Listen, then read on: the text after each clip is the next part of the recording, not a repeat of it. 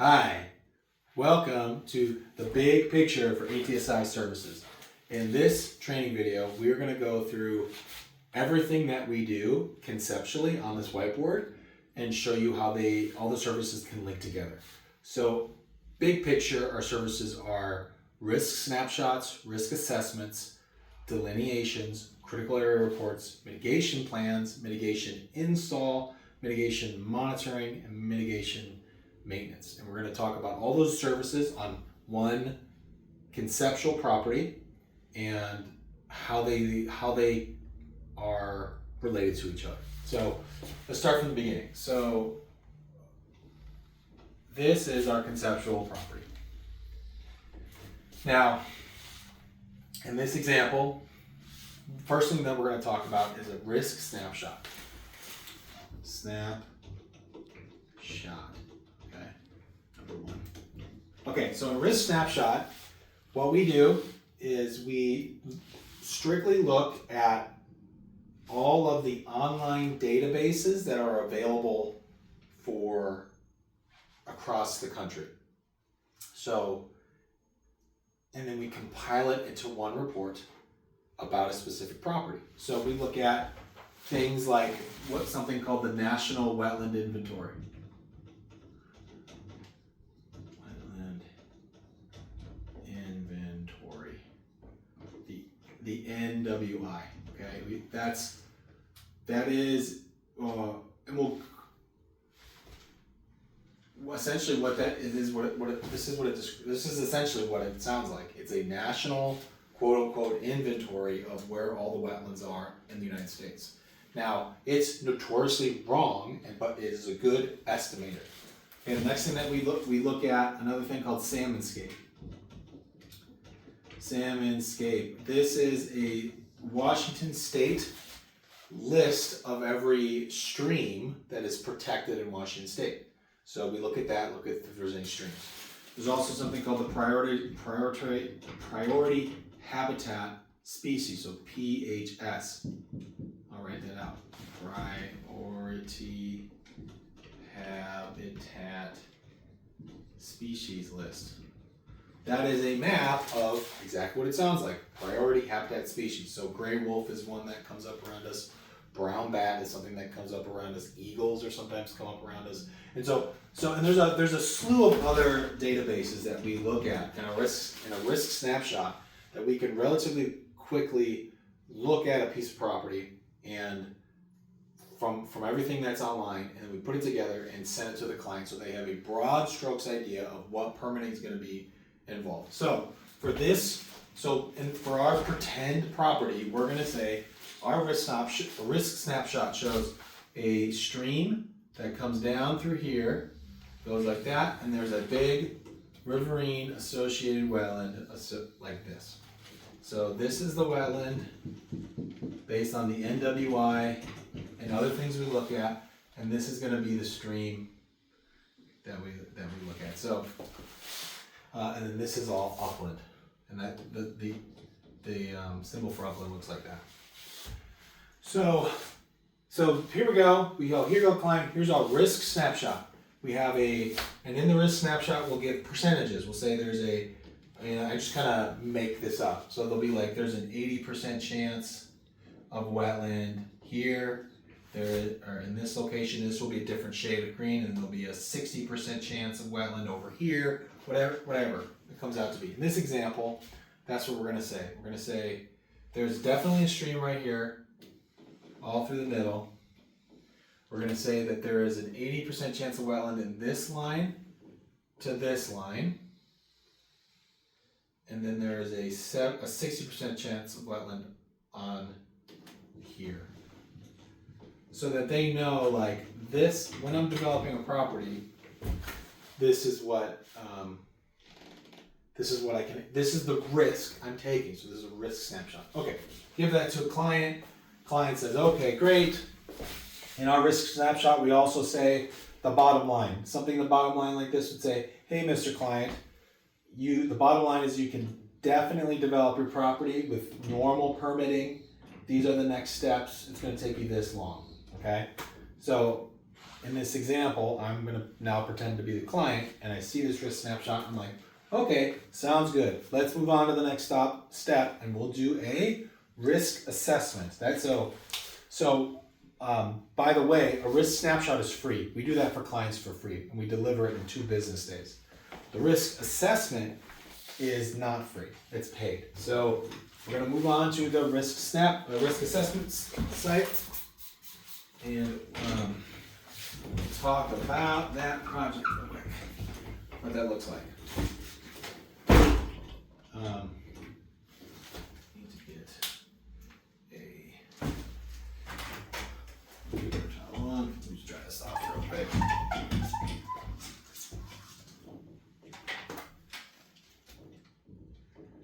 Assessment.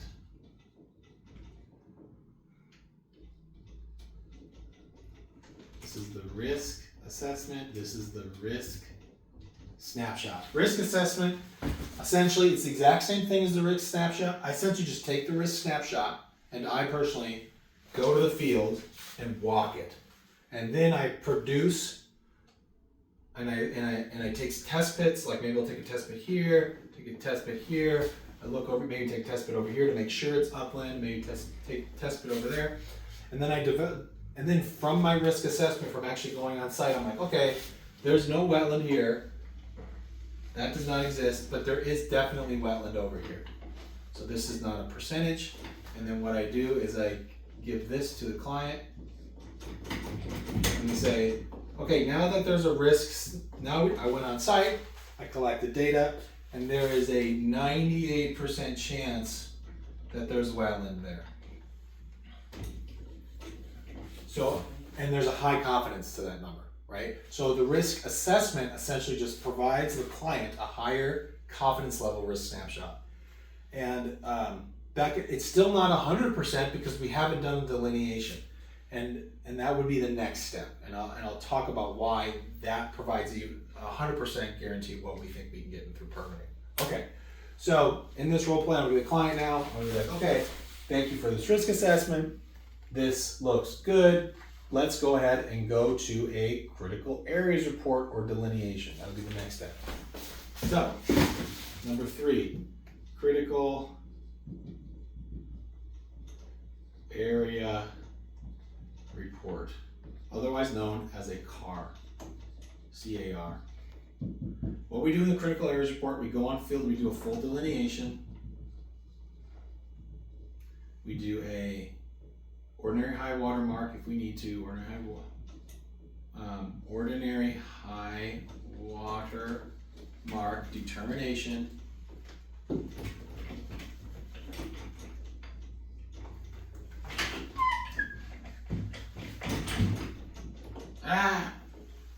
Use a different marker. It just got wet. There you go. Determination. Maybe we'll do a field survey for eagles. If we think there's eagles here. Oh yeah, I forgot. In this situation, we discovered an eagle's nest right here. So we told the person, oh, we need to go do eagle permitting. Okay, great. So we will identify where that eagle nest is exactly and see if we think it's still being habitated by the eagles. So let's keep going with the critical areas report. We're doing a full delineation. We do an ordinary high water mark. Is where, let me take a step back. A full delineation is when we actually go on field and we take sample pits, not test plots, but sample plots, where we collect soil data, vegetation data, and hydrology data, and specific locations, and we put our mark in the ground and say, this is the area where we think there's a wetland. And so, on this, I'll go into the example of what we find later, but I'll keep going talking about the critical area report here right now.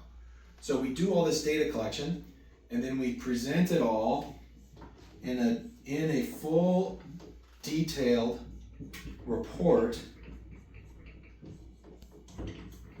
that the client then can take this and give it to the jurisdiction. Now, and And this is the actual document that the client would need to actually develop anything, okay? So, I go on site, so the client's like, please do a critical areas report. And I say, okay, thank you, Mr. Client, let's do a critical areas report. So I go back to the site, and I'm like, okay, here is definitely, I was right about my percentage. So this is definitely the wetland line. This is definitely the ordinary high water mark. So the ordinary high water mark line is the line, it's essentially, for our purposes, it's the coast of the stream. That's the best, it's like the simplest way to talk about it. So we're like, this is definitely the ordinary high water mark. It's definitely right here too on this side. And this is definitely the wetland here. So the wetland looks like this. And there's a stream running through it. And also, more important, another thing that we do with a delineation is for a critical area report is we do data forms and rating forms. Now, the data forms is what we take when we do sample plots to say this is a wetland and this is not, or this is not a wetland. It's the actual data that is collected through a systematized process that everybody does that says if something's a wetland or not. And when we go to determine for a data plot, we're looking at hydric soils, hydric vegetation, or the presence of hydrology. And there is probably, and all three of those areas are very complicated, bigger than the scope of this presentation. But just know, those are the three things that we're looking for in a delineation to determine if something is a wetland or not during doing data forms. After doing data forms, we do what's called a rating form. Rating form is we do a whole other set of totally different questions. There's like 50 or 60 of them to determine what category this wetland is. Now, I just happen to know that if there's a river or stream associated with a wetland, it's called a riverine wetland, so it's usually a high category wetland, generally speaking. So, with determining the category of a wetland, what that means is essentially how ecologically high functioning the wetland is. By determining that first, we then can determine the buffer to that wetland based on whatever jurisdiction it's in. So in this imaginary jurisdiction, and we're not gonna make it imaginary for this presentation, we're gonna say it's Whatcom County. We're gonna say it's Whatcom County. Whatcom County,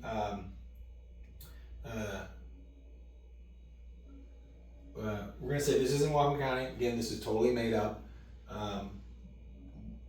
Whatcom County, we're going to say this is a class 3 wetland, a category 3 wetland from the rating forms. And we're just going to say it has, see, I don't recall exactly what the buffers are right now off the top of my head, but I think they're something like 75 feet. So let's just say there's 75 feet off of this. No, forgive me. It's 112 feet. It's a lot. And if we were doing a project, we would know for sure. But they just changed the rating. They just changed the rating forms this year, so things are kind of still up in the air. But in terms for me, I mean, they're set at the county, but I'm still like memorizing the numbers. Let's just go ahead and say it's 150 feet. So there's a 150 foot buffer off of the wetland, and that's what we determined by the rating forms based on the category of this wetland. So now we go to the client and we say, hey, and this is what will all be clearly documented in the critical area report. Okay. In that critical area report, we'll give to the client and say, okay, Mr. Client, here's your property, here's your buffer, here's the upland, okay, if you want to try to build a house there or something. And for the sake of this purposes, I'm going to be the client. I'm going to say, well, that's good work. I'm really glad about this. But I want a little bit more space because my house is bigger and I have 6 children and we want a swimming pool and a tennis court and all this sort of stuff. Hey, no problem. Totally cool. What we can do is a mitigation plan. So that will be the next service that we'll talk about. So I'm going to go over here real quick and erase this stuff about critical area report. talk about for mitigation plan. Now, as a side note, what we can do before we kind of jump into mitigation plan, what we can do sometimes for certain clients is we can provide them like a 3-point B. So this is 3A, for example, the critical areas report. 3B would just be the ECM, otherwise known as existing conditions map. So the critical area report includes an enormous amount of information that is more than just the map. Sometimes we can just provide just this map to someone and that's all they want. So that's like a secondary service, just as a side. So just kind of keep that in the back of their mind. So if they get an ECM, they would need to get a critical areas report to move on to the mitigation plan. They can't really go from ECM directly to mitigation plan without this report, because the report is what a jurisdiction requires in order to permit something. But an ECM gives the highest confidence for the most speed usually, or most affordably, because we don't have to fill out the whole report. You can usually get a conceptual mitigation plan, but we'll get into that later. So for our purposes, the client received a critical area report as an example, and now they're like, I want a mitigation plan. Great. Mitigation plan is where we look at how we can reduce the buffers for this project. Let me take another step back here. Let me take a step back here for the mitigation plan. For mitigation plan, essentially, we'll talk about this a big picture. Mitigation plan essentially is like, here is our plan to offset any development that impacts this project, okay, or these critical areas. Now, what does that mean exactly? Well, there's a whole slew of different things that could mean, all of which are pretty complicated. Essentially, the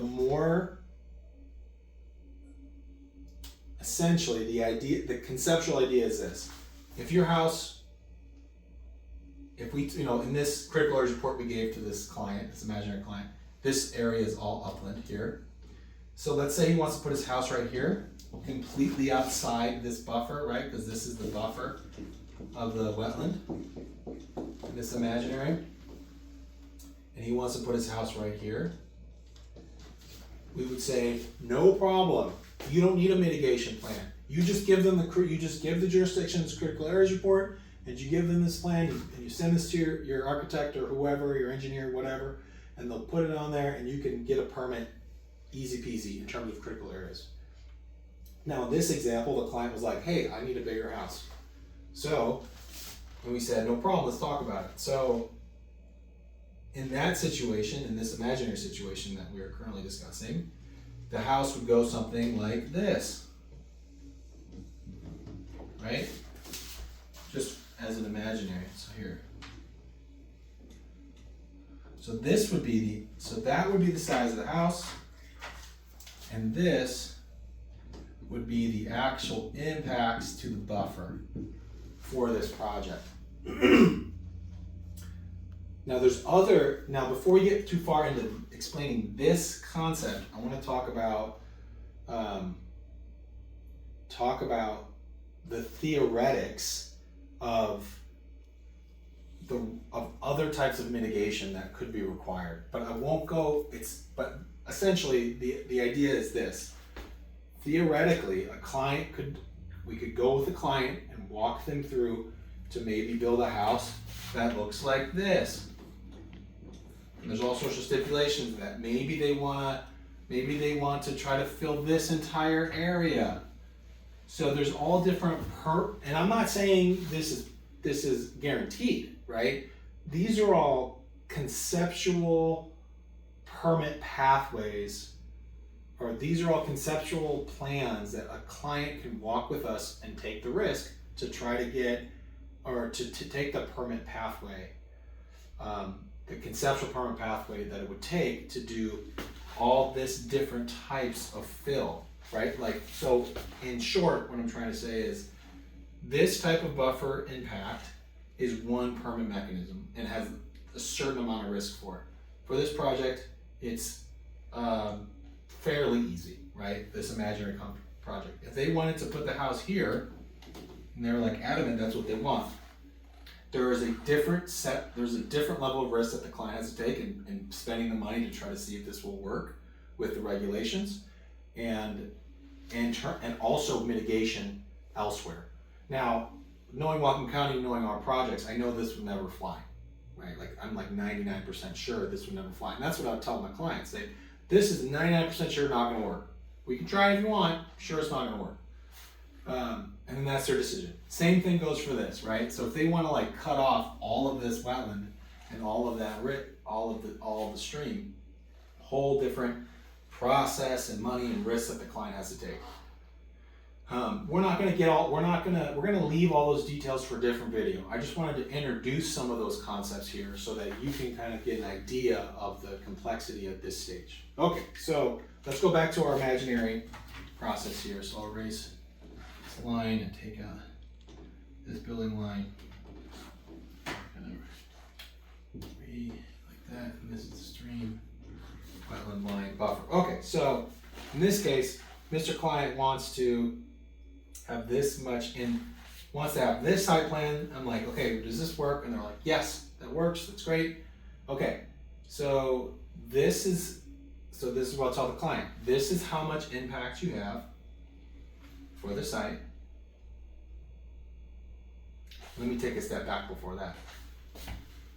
So in a mitigation plan, there's a concept called avoidance and minimization. It's the first step that you have to do when you're writing an actual mitigation plan report that justifies why this level of impact is okay at this site for this amount, and this is essentially. And then the regulator, when they review that, they have to essentially agree with you. So in order for a mitigation plan to be approved, because sometimes they'll look at a plan and say, yeah, that's too much impact. Why don't you, I think you could actually build the house going this way and achieve the same process without having to impact any wetlands. And that's something they're totally, absolutely empowered to do in their position, is to negotiate on behalf of the critical areas. So, of public land. Okay, so that being said, in this situation, and this is a very common, in my experience with Whatcom County, this is a very common thing. They would be very okay with this, not a problem, most likely. And we'd have to go through certain mechanism for being able to reduce the buffer. There's a couple different ways to reduce a buffer to have this level of impact. We can do what's called buffer averaging, where we actually lower the buffer on this end and then raise the buffer over here, so that this upland kind of goes away. Essentially, it doesn't go away, but it becomes buffer, and you wouldn't have to do any planting for the impact. This client says, hey, you know what? I actually don't care about that. I don't care about the planting. We're just gonna plant for it, because that's just called direct buffer impacts. So that situation is when the buffer is still here and it goes to its original line. This remains non-buffer for the client. How about close here? And they're gonna, so now it's essentially very simple. Right now it's 1 to 1.25 ratio of planting. So you take the square footage of this impact, and right now we're just gonna call it 500 square feet. We're gonna call it 1,000 square feet, because I don't know, there's obviously the scale's way off. I'm gonna say it's 1,000 square feet. So that means there's 1,000 square feet on this side of the ratio. So you just plug it in and it comes out with 1.25, because that's the new ratio for Whatcom County. So that becomes 1,250 square feet of mitigation planting that needs to occur. So what that needs to be is an area on site that is 1,250 square feet, and it would be between the impact and the house where all the planting is done. And then that would be a really specific planting plan that we would document and create, and that would go into the mitigation plan. So we have so let's take a step back before we jump into that. So in the mitigation plan so far, we document the impacts to the critical areas. That's this area right here. We document avoidance and minimization. Minimization. That's where we decided that it's justified to go there. We talk about mitigation, which is when we did we didn't do buffer averaging for this project, we did buffer impacts for this project, direct. And then we do a planting plan for the mitigation. And that details exactly what plants go where, and the spacing and the fencing. And then technically at the end of the day, after the mitigation plan, you create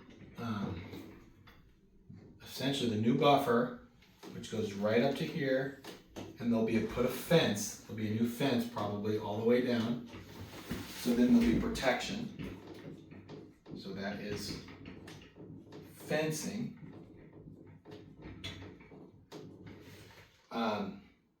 There'll be fencing right here that we will document all in the mitigation plan. So there'll be the critical areas report, which is its own report here, and the mitigation plan, which will be a separate report, which will have all of this in it. That will have, as well as figures demonstrating all of this. So there'll be an impact. So this would be, there'll be a figure. And by the way, in the critical area report, there's a figure that shows the critical areas. So a figure meaning a map. We create a map that says, this is the critical areas and these are the buffers. Now, mitigation plan, there'll be several figures. There's going to be an impact figure that says that will be just the critical area report and the site plan and the impacts on it. And then there'll also be a mitigation figure, which will be the same thing, the critical areas, site plan, and the mitigation located on it. Those will be two different maps. There'll also be the existing conditions map. So these reports have text as well as spreadsheets associated with all these calculations that has to be done, and as well as different figures for different functions. So, and the mitigation plan has all of that, right? And so, so we're like, okay, great. We have and then what we do, so we go, here you go, Mr. Client. Here is the mitigation plan that just documented everything we just talked about. And here's the critical areas report that is associated with that mitigation plan. And as a client, I'll be like, okay, great, thank you. I'm gonna go ahead and give this to the county now to try to permit my project because I wanna do this house. Give it to the county. County says, awesome, great job, let's permit it, no problem at all. And then, then we go to the next phase of ATSI services, which is actually installing the project. 5, mitigation services. I had like 2 different concepts in my head when I was thinking. Mitigation install. And that's exactly what it sounds like. That's when we take the mitigation plan that we just did. We order everything from the planting plan, from the mitigation plan. We order all the fencing, and then we go and plant.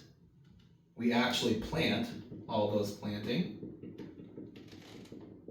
and then we put the fence up. We actually build the fence. Usually just a split rail fence. It's pretty simple. So for the mitigation install, we order. We get the plants. We source the plants, we source the fencing, then we actually plant the plants, and then construct the fence. And then for us, for our services, we also wrap into that an as-built report for the county. And as-built is just is a report that says, hey, county, this install was created just like it was planned. And so we document it. And in an as-built report, it's very simple. In an as-built report, we take photo points, and I'll get in that in a second. We take, we document the conditions. So we just say, hey, this is installed, looks mostly right. Oh, one more thing I forgot to ask about the install. There's often mulch involved with each one of these projects. Now, mulch is there to control invasives, so something like Greek canary grass or roses or something like that. And sometimes we'll do a sheet mulch where we'll just take a sheet of mulch about 8 inches thick and just spread it out through this entire area. And then we plant afterward, because that way we don't have to pay for the labor. Because the other option other than sheet mulch is doing mulch rings. And that costs a lot of money to have someone go through with mulch rings and like go around each plant. It costs a lot more in labor. It's usually more affordable to do sheet mulching. Not always, but often. We also do the plant protection in terms of blue tubes. So when you're doing a plant, right, if this is the ground, we dig the hole, and then we put the root, the bare root plant. We mostly do bare root plants in winter because it's most affordable. Bare root plants are like $1.50, $1.75 a plant. If you go container plants, they're usually like $7 plants. It's a lot more expensive. And for example, let's say there's 12 in this planting plan. If there's a 1,200 square foot area of mitigation plan, there might be something like 300 plants to go in that area. And I'm just making that up. I have no idea if that's what the math would work out to. I'm just making that up. 300 plants.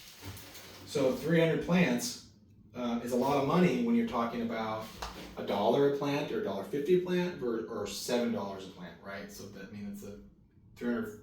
That's $300 to $25 for plant material versus $1,200 or whatever. $900, whatever that could be. 3 times 7 is 21, so $2,000 for plants, right? So these kind of decisions are all how to keep the project affordable, and that's why we talk about sheet mulching and doing bare root plants. So when we're doing bare root plants, dig a hole. I'm gonna put the plant in, make sure the roots don't get too crumpled and they're just there. I'm gonna backfill it with dirt, and maybe there's a little leaf. Sometimes there's leaf, sometimes there's not. Sometimes they just look like a stick because they like willow sticks. Yeah. And then so with a mulch ring, at that point you go back through, and this is like a side view, right? So this is the ground and that's the cut. We do a mulch ring all the way around like this by making sure there's 12 inches around the plant.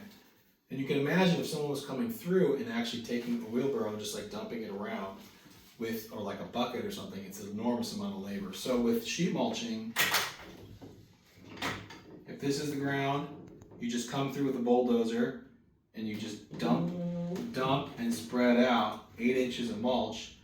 The installers come through and dig through the mulch to get down to here, make sure there's no mulch out of there, and then they plant right in there, and there you go, and they make sure to have a little opening of the mulch so that it's kind of like inverse, right? So the mulch kind of gets taken away around it, but then there's still this control, and it just kind of avoids that whole process, and the plant is here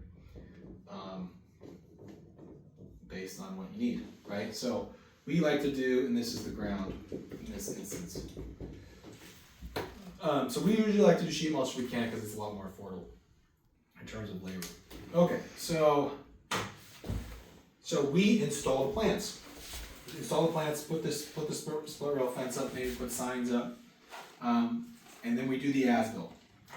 So we take photo points where we determine this will be, maybe in a site like this, maybe we have 3 photo points.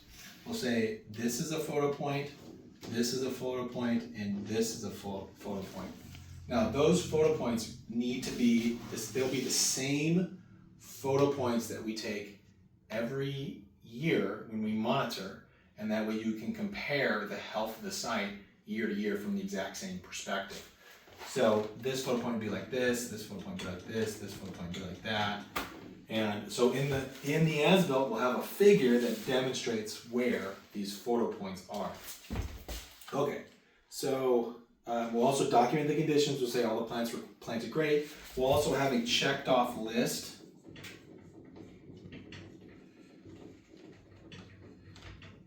of all the plants that demonstrates the correct plants were installed. Like, so we'll have the actual packing slip from the suppliers, and we'll say, look, we did in fact take 25 Nuka Rose, 25 Serviceberry, 25 Roseberry, or Osoberry, etc., and it will be checked off in the field so that we can put that into our as-built report to demonstrate, yes, in fact, these plants did get installed the plants that were planned to be installed were in fact installed. And then we send this as-built report to the county. County gets at it and they say, great, awesome job, looks good, and they'll file it away. So the next service we provide, during this time, the client builds his house, it's awesome. All his kids there, all 6 kids lives there, it's great. They get the beautiful riverine wetland they get to look at every day, and they need to, a whole year passes by and they need to do their annual monitoring. And so that's our next service, mitigation monitoring.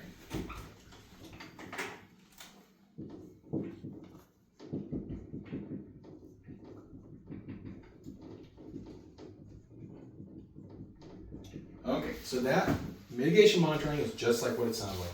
Every year, and every year for 5 years, in this case, someone from ATSI would go out to the site and just make sure that the mitigation site is still thriving or on its way to meeting what's called performance standards. By the way, performance standards, I'm kind of like piecing this together as I go along. Performance standards are the standards that are set in the mitigation plan that dictate how good the mitigation site needs to do in order to actually mitigate for these impacts. So it will say this site needs to have 0%, and I'm just making this up. The mitigation plan and its performance standard would say something like, this mitigation site needs to have 0% knotweed by year 1 in order to be successful. It needs to have 20% cover of herbs for the first year, and then it'll have the next year in a performance standard. Year 2 needs to continue to have 0% knotweed and 40% cover for herbs or whatever, right? And it continues on and to get to year 5 where performance standards need to be met, and then the mitigation can be called what's called closed out, and then no longer needs to be monitored by the jurisdiction. So we do mitigation monitoring. So every year for 5 years for this site, we'll go to the site and we'll go back to these photo points, take another photo from these photo points, we'll walk the site and document anything that we think needs to be done. Sometimes a bunch of plants will get destroyed by deer. And then in our mitigation monitoring report, year 1 monitoring report, we'll say, we need, a bunch of plants were destroyed by deer, you need to replant 10 plants to meet performance standards. A recommendation is this, etc. Sometimes there's trash in the mitigation site, right? Like, we'll document that if that's the case. Sometimes there's flooding, and we'll document that, right? Sometimes the fence is destroyed, we'll document that, and we'll say this is what's going on. So it's a report. It's exactly what it sounds like. It's a report where we monitor the conditions of the site. Very simple. And we present all that into a way the county can get, and then we go ahead and we present it off to the county. County gets it, says great, another year good. Sounds good. Another thing in the monitoring report is and I kind of alluded to it earlier when I was talking about it, is mitigation recommendations, MIT recommendations. That's the planting of the 10 plants, or invasive control, etc., whatever. So that is the 7th